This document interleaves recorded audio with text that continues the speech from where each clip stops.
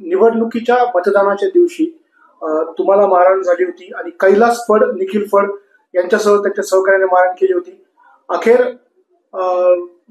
जे शहर police station आहे परळीचं तिथं गुन्हा दाखल झालाय. काय तुमची पहिली प्रतिक्रिया असणार आहे?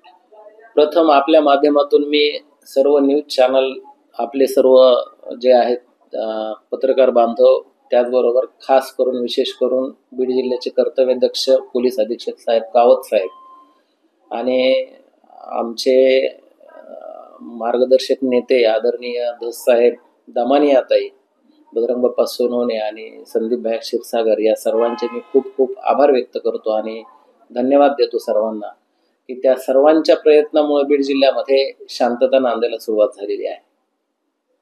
मारहाण झाली होती, या मारहाणीनंतर जे आता शासकीय कामात अडथळा आणल्याप्रकरणी परळी शहर पोलीस ठाण्यात गुन्हा दाखल करण्यात आलेला आहे.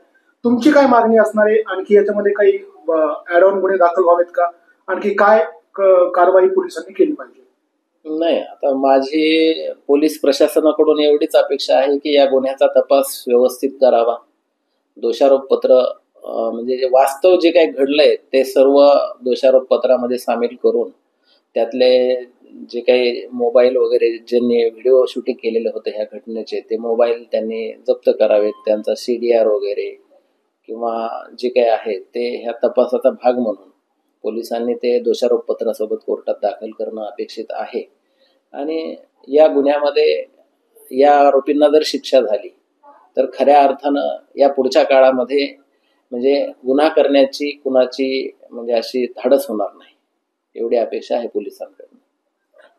या बाबतीत तुम्ही काही तुमच्या पक्षाला कळवलंय का किंवा माहिती दिली का हे गुन्हा दाखल झाल्यासंबंधित? पूर्ण महाराष्ट्राला माहीत झालेलं आहे की गुन्हा दाखल झालेला आहे, म्हणून पक्षाच्या वरिष्ठ नेत्यांनी सुद्धा या प्रकरणामध्ये लक्ष घातलेलंच आहे, नाही असं नाही, आणि त्यांना सुद्धा या सर्व गोष्टींची कल्पना आहे. महाराष्ट्रातील सर्व बातम्यांचे विश्वासार्ह व्यासपीठ, सकाळच्या सर्व सोशल मीडिया प्लॅटफॉर्मला लाईक, फॉलो आणि सबस्क्राईब करा. तसंच सर्व नोटिफिकेशनसाठी बेल आयकॉन प्रेस करायला विसरू नका.